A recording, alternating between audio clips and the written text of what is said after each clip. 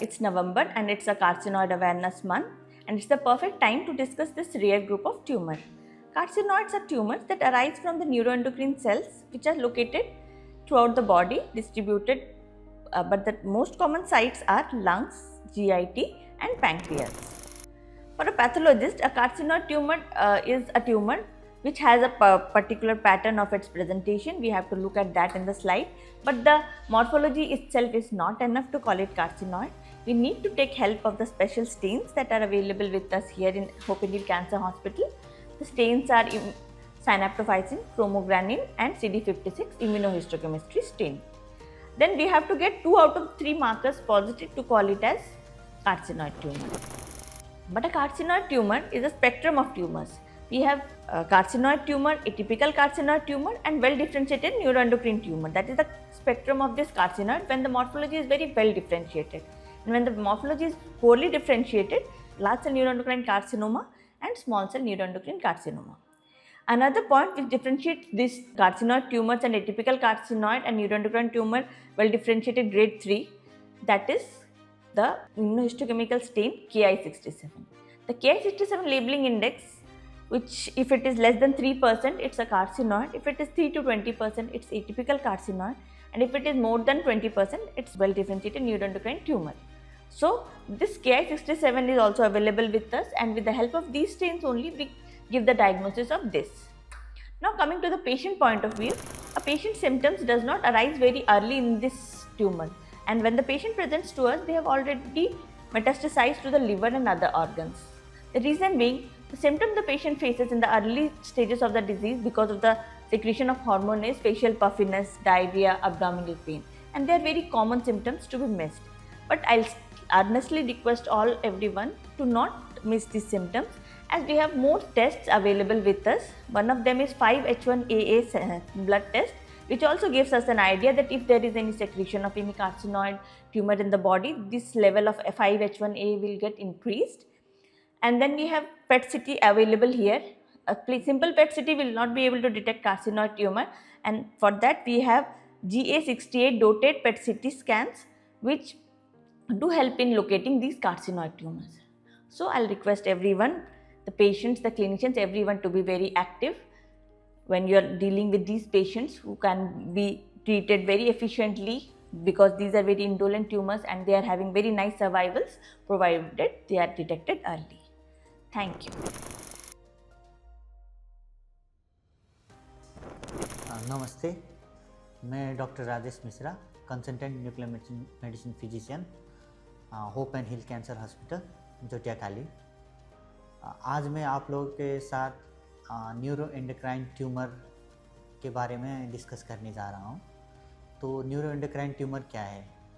तो neuroendocrine tumour nerve cell और endocrine cell, ये दोनों से मिलके बना हुआ एक टाइप का ट्यूमर है। ये कहाँ कहाँ पाए जाते हैं? ये लंग्स में, स्मॉल इंटेस्टाइन में, लीवर में, पैनक्रियाज में, लार्ज इंटेस्टाइन में, रेक्टम में, ओवरी में पाए जाते हैं। ये होने के बाद इसका लक्षण क्या है? लक्षण होते हैं, एक कोई सिम्टोमेटिक पेशेंट होते हैं, कोई एसिम्टोमेटिक पेशेंट होते हैं। न्यूरोएंडोक्राइन ट्यूमर 2 प्रकार के होते हैं, एक functional, non functional. Non functional वाले ज़्यादातर एसिम्टोमेटिक होते हैं और फंक्शनल वाले में ज़्यादातर सिम्टम्स आते हैं। तो सिम्टम्स क्या क्या है? फ्लशिंग, चेहरा लाल हो जाना, डायरिया होते हैं, ज़्यादातर कंस्टिपेशन होते हैं, एब्डोमेनल डिस्कम्फर्ट होके आते प्रेजेंट करते हैं, एब्डोमेन पेन का होके, गैस्ट्रोपेप्टिक अल्सर होके प्रेजेंट होते हैं। और कई प्रकार के न्यूरोएंडोक्राइन ट्यूमर जैसे फ्लियोक्रोमासाइटा वो, उसमें बीपी वगैरह बढ़ता है। तो इस प्रकार के लक्षण लेके न्यूरोएंडोक्राइन ट्यूमर के पेशेंट प्रेजेंट करते हैं हम लोगों के पास। न्यूरोएंडोक्राइन ट्यूमर कैसे डायग्नोसिस किया जाता है? इसके लिए ब्लड टेस्ट अवेलेबल है, यूरिन टेस्ट, सीटी स्कैन किया जा सकता है, एमआरआई से पता लगा जा सकता है। उसके बाद मैं न्यूक्लियर मेडिसिन फिजिशियन हूँ, हमारे पार्ट से एक इन्वेस्टिगेशन होता है गैलियम डोटानॉक स्कैन, जो मेटास्टैटिक कहाँ पे डिजीज़ फैला हुआ है वो भी पता लगा सकते हैं। तो ये सब अप्रोच है न्यूरोएंडोक्राइन ट्यूमर को पता लगाने के लिए। अब आते हैं ट्रीटमेंट पार्ट में, इसका इलाज कैसे किया जा सकता है।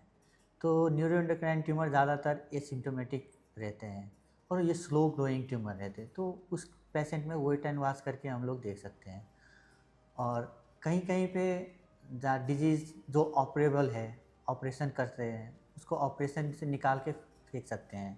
और दूसरा ये हार्मोन प्रोड्यूसिंग सेल्स वगैरह हुआ तो एक सोमैटोस्टैटिन एनालॉग आते हैं ऑक्ट्राट्राइड, उसको दवा दे सकते हैं महीने में एक बार, उससे सिम्टोमेटिक रिलीफ और कई बार ट्यूमर श्रिंकेज भी होते हैं। उसके बाद आते हैं केमोथेरेपी पार्ट, वो प्लेटिनम बेस्ड केमोथेरेपी हम लोग यूज़ करते हैं कैप्टेम। उसके बाद आता है एक हमारा new advance technology PRRT therapy बोल के, पेप्टाइड रिसेप्टर रेडियोन्यूक्लियोटाइड थेरेपी।